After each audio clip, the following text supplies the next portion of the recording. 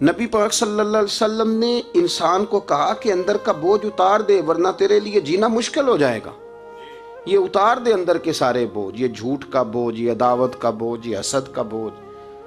اعلیٰ حضرت بریلوی رحمۃ اللہ علیہ ملفوظات شریف میں فرماتے ہیں کہ حسد کرنے والا سامنے والے بندے پہ اعتراض نہیں کرتا، بلکہ حسد کرنے والا اللہ کی تقسیم پہ اعتراض کرتا ہے.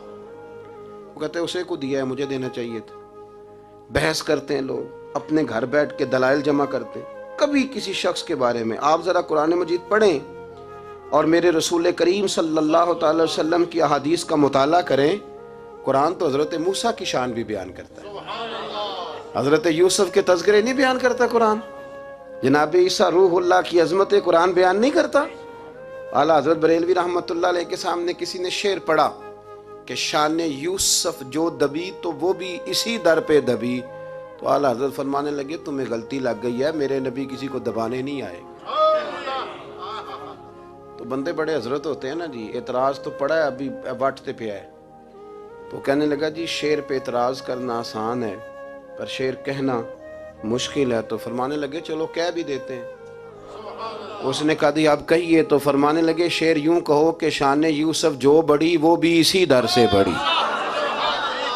شان یوسف جو بڑی تو وہ بھی اسی. عزت دینے سے آپ کوئی کمزور ہو جائیں گے؟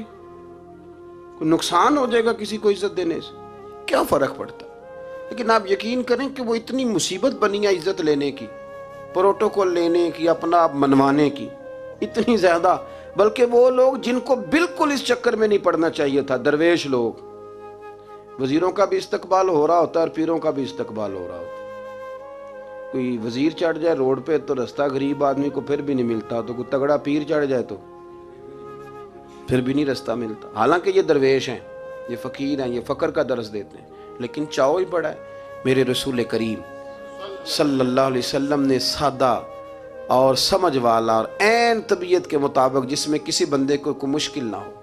پتہ ہے میرے محبوب کا کمال یہ تھا کہ نبی کریم تک رسائی بڑی آسان تھی. ہر بندہ بڑی آسانی سے پہنچ جاتا، بڑی آسانی سے. بخاری میں بھی حدیث ہے لیکن قاضی اعجاز رحمۃ اللہ تعالی علیہ نے بڑے پیار سے لکھی ہے اور انوکھا رنگ ان کی تحریر میں چھلکتا ہے.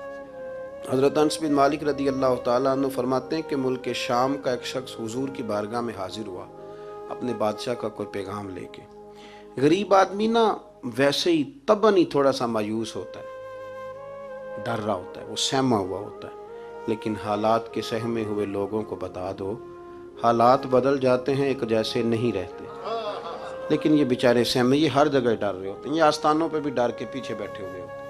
آستانوں پہ پروٹوکول مل رہا ہوتا ہے جس کی جیب تگڑی ہوتی ہے، تو ڈرتے ہیں یہ لوگ اور ان پہ پریشر بڑھا دیا جاتا ہے. کچھ ایسے کام کیے جاتے ہیں جن سے ان کی دلوں پر بوجھ بھی رہتا ہے کہ نہیں یہاں بات کوئی نہیں کرنی. حضرت انس بن مالک رضی اللہ تعالیٰ عنہ فرماتے ہیں جب وہ آیا نا نبی کریم کی بارگاہ میں تو وہ کانپنے لگا. کوئی بات بھی نہیں ہوئی، کوئی ایسا مسئلہ بھی نہیں ہوا، لیکن وہ کانپنے لگا اور تھر تھر کانپنے لگا. تو اللہ کے رسول صلی اللہ علیہ وسلم نے اسے فرمایا کہ کیوں ڈرتے ہو، کیا بات؟ کہنے لگا میں مدینے کی جو ریاست ہے اس کے سربراہ کے پاس آیا ہوں. غریب آدمی ہوں، ڈر لگتا ہے کوئی ایسی بات نہ ہو جائے کہ آپ ناراض ہو جائیں. انہوں نے تو دیکھا تھا نا ان لوگوں کو کہ جو جانور کو مالک کی مرضی کے بغیر چھاؤں میں باندھ دیتے تھے تو مار پڑتی تھی. اتنا سیانہ ہو گیا تو مرضی کرے گا، مجھے ڈر لگ رہا ہے. حضرت انس بن مالک کہتے ہیں بات کہاں کی تھی چلی کہاں گئی. اس نے کیا کہا اور پھر جواب میں میرے محبوب نے کیا فرمایا. آپ ذرا بات کا لیول دیکھیں اور حضور کی گفتگو کا سٹیٹس دیکھیں. یہ وہ لوگ، یہ وہ تربیت ہے جو لوگوں کے دلوں روحوں تک اترتی ہے. میرے نبی کریم صلی اللہ تعالی علیہ وسلم نے بات سنی تو حضور رو پڑے اور اتنا روئے کہ گھٹنوں کے بل زمین پر بیٹھ گئے.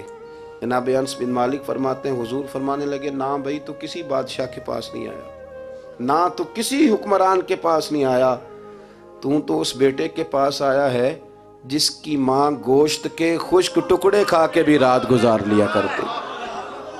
میری ماں تو گوشت کے خشک ٹکڑے کھا کے رات گزار لیتی تھی، نہ تو کسی.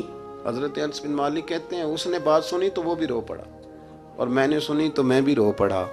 دوستو رسول کریم دیکھیں نا ہم لوگوں نے کس طرح کا لیول بنایا ہوا ہے. ابھی تک وہ جو وہ جو دولت کا رٹا ہے تھوڑا بہت، وہ ابھی تک چلتا ہے. ابھی تک خاندان کے اندر کوئی بندہ امیر ہو جائے تو چودھری بھی وہی ہوتا ہے، سیانا بھی، میرا تو خیال ہے پیر بھی وہی ہوتا ہے. شرط یہ ہے کہ اس کے پاس پیسے ہونے چاہیے. وہی شیخ ہوتا ہے، سارا کچھ وہی ہوتا ہے. نبی پاک صلی اللہ علیہ وسلم نے ہمیں کہا کہ یہ تمہارے اندر کے بوجھ ہیں. ماہا کفی صدرک، گناہ جو ہوتا ہے یہ کھٹکتا ہے سینے میں، یہ بندے کو پریشان کرتا ہے، بندہ تکلیف میں ہوتا ہے کسی کو پتہ نہ چل جائے. ہم لوگوں نے آہستہ آہستہ کر کے نا احساسات کی دنیا چھوڑ دی ہے. ہمارا مزاج نہیں، چھوٹی چھوٹی باتیں ہوتی ہیں لیکن ہم توجہ نہیں نہ کرتے، توجہ نہیں کرتے. کوئی اتنا مشکل بات نہیں کہ رات کو بیٹا پھل لے کے آیا تو اپنی بیوی کے کمرے میں چلا گیا. لوگ اس کی ماں کو اور اس کے باپ کو یہ بات آسانی سے کہہ دیتے ہیں کہ آپ حوصلہ کریں، دفع کریں، جو کر رہا ہے کرنے دیں. لیکن جس بندے کی کل کمائی اس کا پتر ہو اور بھری جوانی میں جس نے کہا ہو بیوی سے کہ چل میں پرانے کپڑوں پہ عید گزار لوں گا، تو نئے کپڑے بچوں کے لے آ. جس نے 30 سال سعودی عرب میں، دبئی میں، مسقط میں، پردیس میں گزارے ہوں پر وہاں کمبل بھی نہ بدلا ہو کہ چلو بچے میرے پڑ جائیں، اس کی کل کمائی باغ تیرے دی کر کر راکھی، ساری عمر گزاری تو جدوں اے باغ پکن تے آیا لے گئے اور وپاری. تو وہ پھر جا کے تو 6 کنوں رکھ کے پلیٹ میں اپنی بیوی سے کہتا ہے جا ابا جی کو دے آ. یہ کہنا آسان ہے باپ کو کہ تو صبر کر، حوصلہ کر، پر وہ باپ جب پیچھے پلٹ کے دیکھتا ہے تو کہتا ہے دنیا نے تو تجھے تحفہ دیا ہوگا، میں نے تو جوانی تجھے دے دی، خوشیاں ساری تیرے نام کر دی اور تو میرے ساتھ یہ سلوک کرنے چلا. احساسات نہیں، اس کو پتہ ہی نہیں. روز دوست کو ٹیلی فون کرتا ہے کہ آج باہر سے کھانا کھائیں. کبھی ابا جی کو بھی کرنا کہ ابا جی آج میرے بغیر روٹی نہ کھانا، میں آؤں گا تو مل کے کھائیں گے. کبھی کہے اماں کو کہ اماں مجھے بڑے بڑے ریسٹورنٹ میں وہ مزہ نہیں آیا تو تیرے ہاتھ کے چاولوں کی روٹی میں مزہ آیا، آج پکا نا. مجھے لگتا ہے اماں کو راشا بھی ہو نا، راشا بھی ہو تو پھر بھی وہ تیرے لیے محنت کرے گی. لیکن احساس ضروری ہے نا، وہ ہم پیدا نہیں کرتے، وہ ہماری توجہ نہیں جاتی. صاحب طبقات کہتے ہیں نبی کریم صلی اللہ تعالی علیہ وآلہ وسلم نے نا جب صحابہ کرام آئے تھے مکہ مکرمہ سے مدینہ طیبہ، تو آپ نے سن رکھا ہے کہ انصار مدینہ نے اپنی جائیدادیں بھی تقسیم کر کے آدھی آدھی مہاجرین کو دے دی تھی.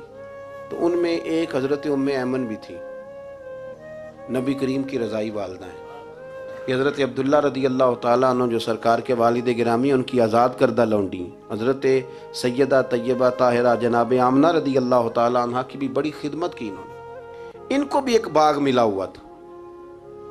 جب وہ خیبر کے علاقے فتح ہو گئے، یہودیوں سے بہت سارے علاقے لے لیے، تو اللہ کے رسول صلی اللہ علیہ وسلم نے فرمایا اب اس طرح کرو کہ یہ جو تم نے جائیدادیں لی ہوئی ہیں نا انصار سے، یہ واپس کر دو اور تمہیں اس میں سے دے دیتے ہیں. اور حضور علیہ السلام نے انصار مدینہ سے بھی کہا کہ میں ان کو یہ جائیدادیں دے کے اور تمہاری واپس کرانے لگا ہوں. تو انصار نے تو وہاں بھی بڑا انوکھا جواب دیا کہ یا رسول اللہ ہماری والے بھی رہنے دیں اور وہ والے بھی ان کو دے دیں.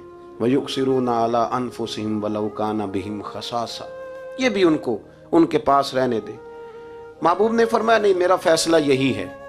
حضرت ام ایمن رضی اللہ تعالیٰ عنہ کے حصے میں ایک باغ آیا ہوا تھا، تو محبوب کریم سید عالم صلی اللہ علیہ وسلم نے کہا اماں جی آپ کو کوئی اور باغ دے دیتے ہیں، یہ والا باغ واپس کر دیں.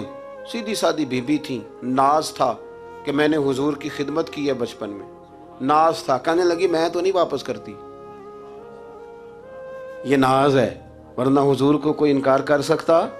میں تو نہیں واپس کرتی. حضرت عائشہ صدیقہ رضی اللہ تعالیٰ عنہ فرمانے لگی اماں جی یہ آپ کیا کہہ رہی ہیں؟ حضور فرمانے لگے عائشہ آپ خاموش ہو جائیں، یہ بڑھاپا ہے، اس کے احساسات ہیں، اس کے جذبات ہیں. آپ یقین کریں کئی دفعہ بوڑھے بیچارے نا درد سے بات نہیں بتاتے کسی کو، وہ کہتے ہیں کیا کریں، کپڑا اٹھائیں تاکہ پیٹ ننگا ہو جائے، کیسے بات کریں. نبی کریم سید عالم علیہ الصلوۃ والسلام اماں جی کے قریب گئے، کہا اماں جی میرے ساتھ چلو، ایک دفعہ باغ دیکھ تو لو. حضور ساتھ لے کے گئے، ایک باغ دکھایا تو کہنے لگی نہیں نہیں میں نے نہیں لینا، یہ مجھے میرے والا ٹھیک.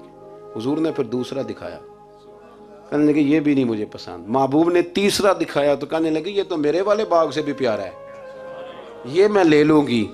جب وہ مسکرائیں تو حضرت عائشہ کہتی ہے میں نے حضور کی آنکھوں میں آنسو دیکھے، فرمایا الحمدللہ اس کا دل نہ راضی ہو گیا ہے.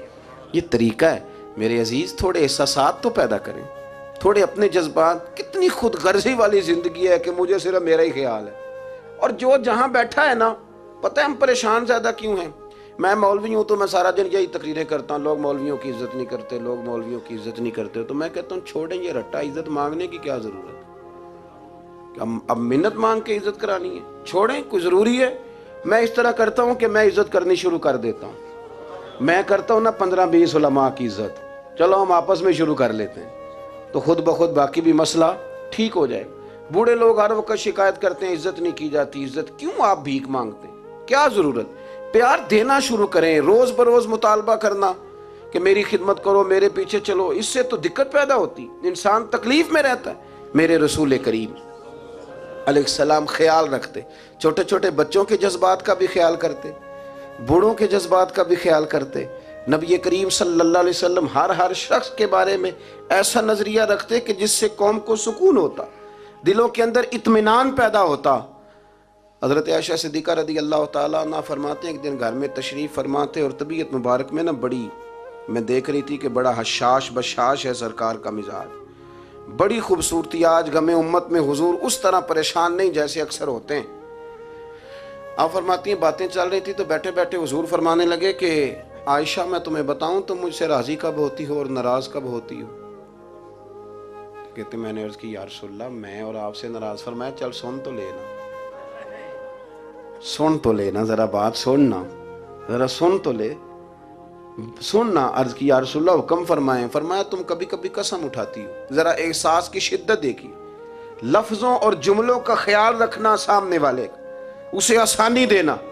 نبی کریم صلی اللہ, دیکھیں نا, میں نہیں پرواہ کرتا جی, اب بیویوں کی باتیں کون سنے, میں نہیں پرواہ کرتا جی فلانا تو ان پڑھ ہے, لیکن جو ہمیں حضور نے ذوق دیا جینے کا, جو تسلی دی ہمیں زندہ رہنے کے لیے, جو ہمیں کہا کہ یہ چیز تمہیں جوان کرے گی, ٹھنڈا رکھے گی. نبی کریم صلی اللہ تعالیٰ علیہ وآلہ وسلم فرمانے لگے عائشہ تم نا کبھی کبھی قسم اٹھاتی ہو. کہا یا رسول اللہ اٹھاتی ہوں. فرمایا جب تم تھوڑا بہت ناراض ہوتی ہو نا کہ کسی اور زوجہ کے پاس وقت زیادہ گزر گیا ہے, تو پھر تم پتہ کس طرح قسم اٹھاتی ہو؟ تم کہتی ہو مجھے ابراہیم علیہ السلام کے رب کی قسم, اور جب تم راضی ہوتی ہو تو کہتی ہو مجھے محمد مصطفیٰ کے رب کی قسم. اور مجھے پتہ ہے. جناب عائشہ کہتی ہے میں رو پڑی, میں نے کہا محبوبہ بات بالکل اسی طرح ہی ہے, لیکن قربان جاؤں یہاں تک خیال رکھتے ہیں آپ, حضور یہاں تک احساسات ہے, یہاں تک. فرمایا مجھے پتہ ہوتا ہے کب تمہارا جذبہ کیا ہے اور کب تمہارا رنگ کیا ہے. دوستو یہ چیزیں جب نکل جاتی ہیں نا مزاج سے, پھر آسانی ہو جاتی ہے.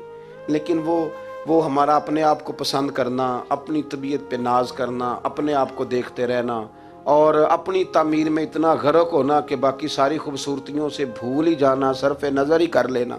تھوڑا تھوڑا پیار بانٹیں.